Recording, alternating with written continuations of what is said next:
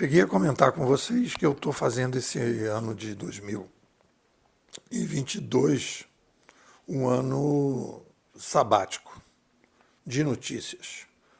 Estou entrando nessa nova área de excelência, excelentistas, originalização. Estou fazendo aí muitas mentorias com os inquietos, tentando entender o papel desse perfil inquietos e inovadores no mundo, entender como é que eles funcionam e como é que eles podem se originalizar. Parei e estou me dedicando a ler.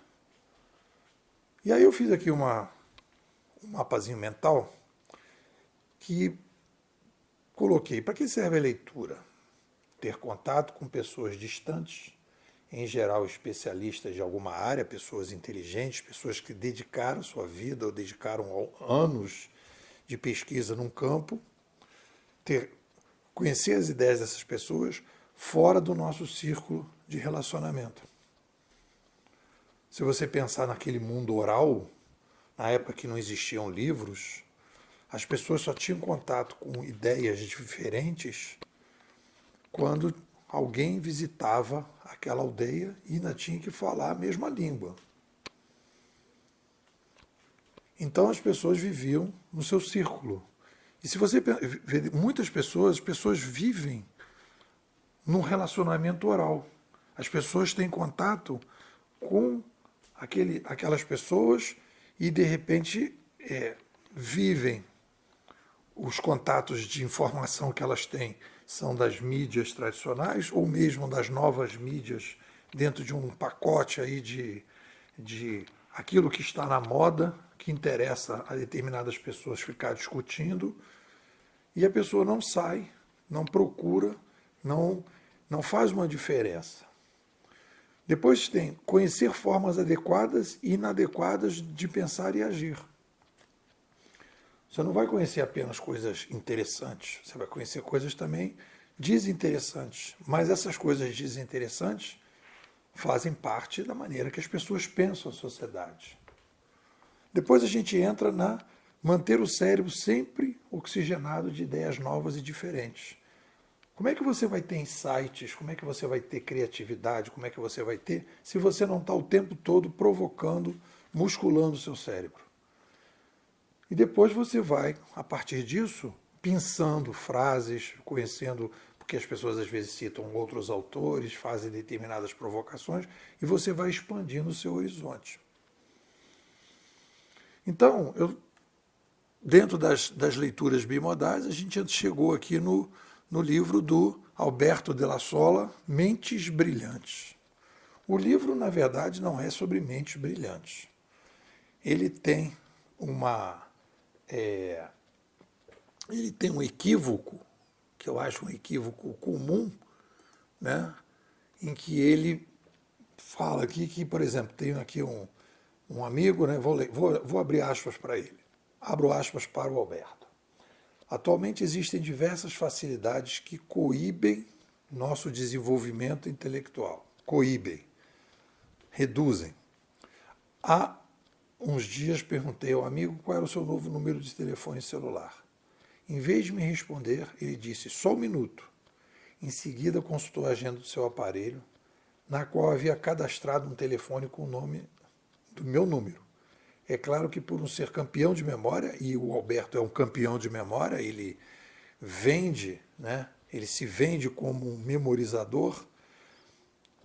É claro que ser um campeão de memória, o fato rendeu umas boas risadas na nossa roda de amigos. No entanto, esse fato exemplifica claramente como nossa sociedade está pensando cada vez menos.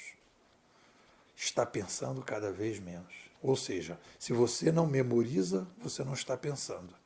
E aí, o nosso querido Alberto aqui, ele incorre num erro muito comum, né, de considerar um determinado tipo de atividade cerebral que a gente faz como a capacidade de pensar. Memorizar não é. A memória é uma das ferramentas utilizadas pelo ser humano para resolver problemas. E se eu tenho ferramentas que me permitem memorizar coisas na hora que eu preciso, Para que eu vou colocar o meu cérebro memorizando se eu posso usar o meu cérebro para outra coisa? Eu comprei aqui recentemente o que eu chamo de Zesa, um robô aspirador de pó. Botei aqui para funcionar. Minha casa nunca teve tão limpa, o chão nunca teve tão limpo, a vassoura nunca mais foi utilizada e o bichinho não só tira aquelas coisinhas pequenas, mas também tira poeira. Quando eu tiro para limpar a Zesa, ela está simplesmente sujíssima de poeira. Encostei a vassoura. Então, quando eu chego da caminhada, eu boto para rodar a Zesa aqui, ela fica rodando e eu vou fazer outra coisa. Coisa que eu tinha que parar para ficar eu fazendo a vassoura. E eu faço aqui, por exemplo, eu estou escaneando uma memória aqui, estou usando, às vezes, o tempo que eu ficava ali varrendo para fazer escaneamento das coisas que eu tinha guardado, fotografia de família, colagens, coisas que eu tinha feito no passado. Então, o que acontece? Nossa tecnoespécie, isso faz parte da filosofia social 2.0, e o nosso querido Alberto trabalha na filosofia social 1.0, e na filosofia social 1.0, as tecnologias, as mídias, a demografia e a relação dessas coisas todas com a nossa sobrevivência, elas não existem. Então ele não vê que o ser humano vai avançando, e conforme ele vai avançando, ele vai transferindo para as máquinas, porque a gente vai vivendo um mundo cada vez mais complexo, nós vamos transferindo para as máquinas as tarefas burocráticas fáceis e simples. E vamos jogando para o nosso cérebro. O nosso cérebro ele vai ficando mais complexo. Dizer que a gente não pensa porque não guarda o número do celular, eu não sei o número do celular, eu sei o meu celular, mas eu não sei o celular de nenhum dos meus filhos. Eu não preciso saber. Quando eu quero falar com eles, eu aperto ali e falo. Para que eu vou guardar o número de celular? Agora, existem coisas que ele dá uma dica, e aí eu vou ter que agradecer a ele, porque, por exemplo, eu mudei de endereço e não lembrava do CEP. Aí ele me deu uma ferramenta para você guardar o CEP de forma diferente. E aí eu consegui, usando as ferramentas, né, dando significado para os números, eu consegui memorizar o CEP que eu não conseguia memorizar. Então, se eu precisar, eu falo, então, peraí, trago aqui o número tal, que me significa tal, o número de irmãos que minha mãe tinha, o meu número de irmãos que eu tenho, e por aí fui. É isso, o que vocês dizem? Você é um cara que adora desafio, adora botar ordem no caos, tem uma lógica mais refinada, não está satisfeito aí com esse mimimi que está no mercado, e você gostaria de ter uma visão diferente de cenário. Mais que isso, você precisa se entender, saber que você é uma pessoa especial, saber que você é uma pessoa diferenciada e que você precisa estar junto de outros inquietos que nem você. A nossa escola teve, durante os primeiros 3 anos, um estudo profundo sobre o cenário digital.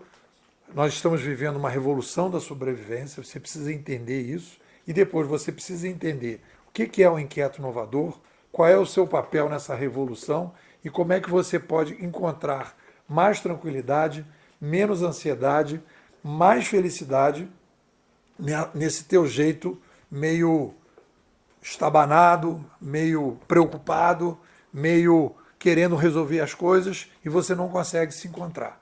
Vem aqui para a escola que a gente vai te ajudar. 21 99 608 6422. Vou repetir.